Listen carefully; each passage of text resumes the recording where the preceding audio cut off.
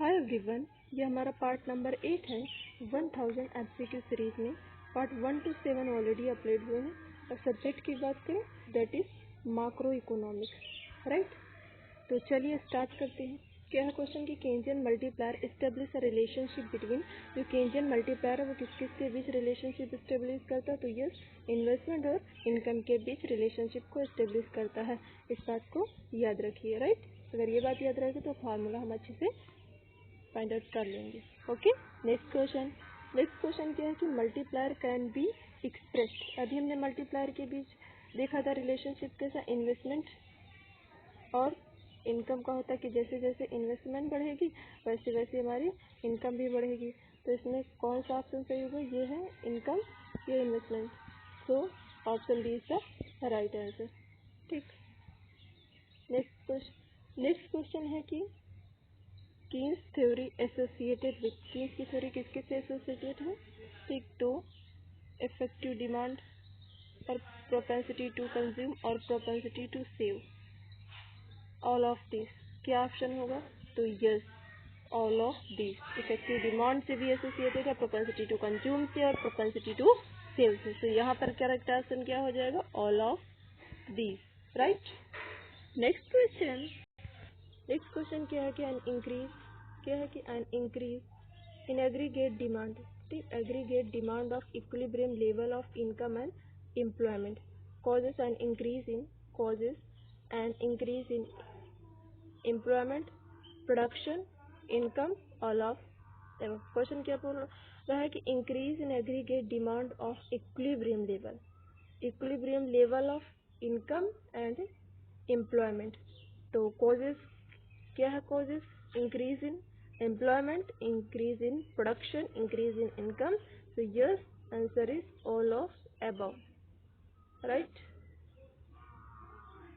Next question है कि according to saving investment viewpoint income employment equilibrium will be determined at a point where. क्या बोला गया है क्वेश्चन में कि सेविंग एंड इन्वेस्टमेंट का जो व्यू पॉइंट है, ठीक है, उसके अकॉर्डिंग इनकम और employment equilibrium will be determined.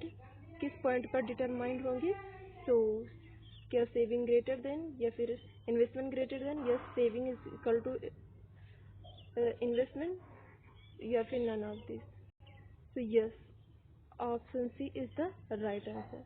Always इस पॉइंट को याद रखिए, always saving is equal to investment होता है, तो इस बात को ध्यान रखिए। तो यहाँ पर option C is the right answer. Next question की बात करते हैं। नेक्स्ट क्वेश्चन क्या है कि केंजन व्यू पॉइंट।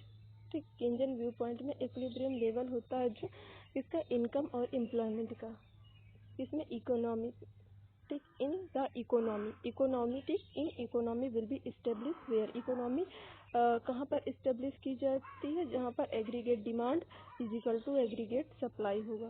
सो यहाँ पर option C is the right answer. ठीक, ऑलवेज ध्यान रखिए कि aggregate demand is equal to aggregate supply होता है, राइट। नेक्स्ट क्वेश्चन की बात करते हैं। नेक्स्ट क्वेश्चन क्या है कि which of the following is the determining factor of equilibrium income in the Keynesian view point. क्या बोला गया है कि जो केंजियन इनकम है, ठीक, नहीं, क्या बोला कि केंजियन व्यू पॉइंट है, ठीक, केंजियन व्यू पॉइंट है, उनके अकॉर्डिंग मतलब कि उसमें equilibrium level is the Keynesian view point. ठीक, केंजियन व्यू पॉइंट का इक्विलिब्रियम इनकम क्या होगा? इक्विलिब्रियम इनकम किसका? केंजियन व्यू पॉइंट का पूछा गया है।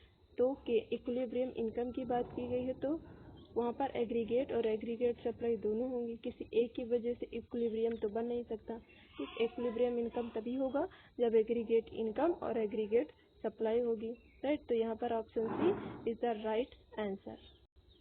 नेक्स्ट क्वेश्चन क्या है कि wage cut maintain full employment in the economy who put forward this point. मतलब किसने कहा कि वेज के कट करने से फुल एम्प्लॉयमेंट हो जाएगी, आ जाएगी इकोनॉमी में। तो यह एक स्टेटमेंट है, किसने कहा था? पीगो ने कहा था। Option A is the right answer. तो नेक्स्ट क्वेश्चन क्या है कि on which concept does classical view point depend. किस पे क्लासिकल जो व्यू पॉइंट वो डिपेंड है? तो सेफ लॉ ऑफ मार्केट पे, perfect flexibility of wage rate पे या perfect flexibility of interest rate पे। तो सेल्स लॉ मार्केट और वेज रेट फ्लेक्सिबिलिटी और इंटरेस्ट रेट की फ्लेक्सिबिलिटी, इन तीनों किस पे डिपेंड है?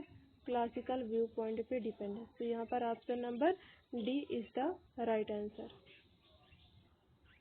नेक्स्ट क्वेश्चन क्या है कि who is the writer of book trend economy politics? क्या बोला गया? Trend economy politics. So yes, इगोर। Correct option is A is the right answer. Next question क्या बोला गया है कि main component of aggregate demand. Aggregate demand के main component individual consumption, public consumption, investment, ये सारे ही हैं। तो यहाँ पर करेक्ट ऑप्शन क्या हो जाएगा? All of above.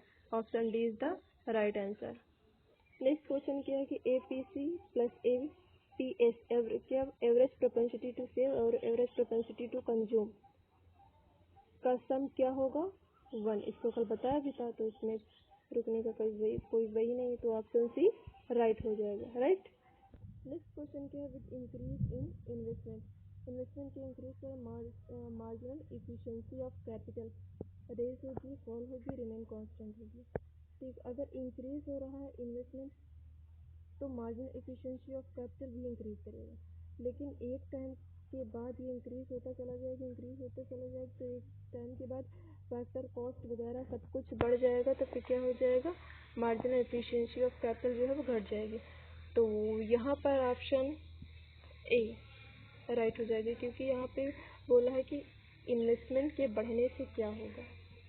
ठीक है, तो इन्वेस्टमेंट के बढ़ने से क्या होगा? इन्वेस्टमेंट बढ़ेगी तो marginal efficiency of capital rise करेगी। राइट। नेक्स्ट क्वेश्चन क्या है कि which is the determining factor for investment. तो इन्वेस्टमेंट के लिए डिटरमाइनिंग फैक्टर कौन कौन से? मार्जिनल इफिशिएंसी ऑफ कैपिटल और interest and both A and B, none of this. तो यहाँ पर marginal efficiency of capital, rate of interest, दोनों ही इन्वेस्टमेंट को डिटरमाइन करने के फैक्टर है। तो यहाँ पर करेक्ट ऑप्शन हो जाएगा option number C. Next question क्या है? अकॉर्डिंग टू चीज इन्वेस्टमेंट में क्या इम्प्लाइज है? फाइनेंशियल इन्वेस्टमेंट, रियल इन्वेस्टमेंट, ये बोथ एंड बी। तो यहाँ पर करेक्ट ऑप्शन हो जाएगा रियल इन्वेस्टमेंट। इन्वेस्टमेंट कौन सी इन्वेस्टमेंट को इम्प्लाई किया है? रियल इन्वेस्टमेंट को। राइट। तो यहाँ पर करेक्ट ऑप्शन हो जाएगा option number B. Next question क्या है कि on which factor Keynesian theory of employment depend. यहाँ पर केंजियन थ्योरी ऑफ एम्प्लॉयमेंट की बात की गई है, तो केंजियन थ्योरी ऑफ एम्प्लॉयमेंट किस पे डिपेंड करती है? तो यस, इफेक्टिव डिमांड। तो यहाँ पर option A is the right answer. ठीक, केंज इफेक्टिव डिमांड, तो याद रखिए। नेक्स्ट क्वेश्चन क्या है कि which of the following is true for the classical theory of employment. Classical theory of employment के लिए क्या ट्रू है? पहला, state of full employment in the economy, no possibility of over and under production in the economy, both and A, B, फिर none of these। तो अगर हम classical theory of employment की बात करें तो यहाँ पर state of full employment, yes, no possibility over and under production in the economy. तो यस, यहाँ पर option C is the right answer. A भी एंड बी भी इसके सही जवाब हैं। राइट। तो आज की वीडियो में इतना ही। मिलते हैं नेक्स्ट वीडियो में कुछ और मल्टीपल चॉइस क्वेश्चन के साथ। तब तक पढ़ते रहिए। All the best. Thank you.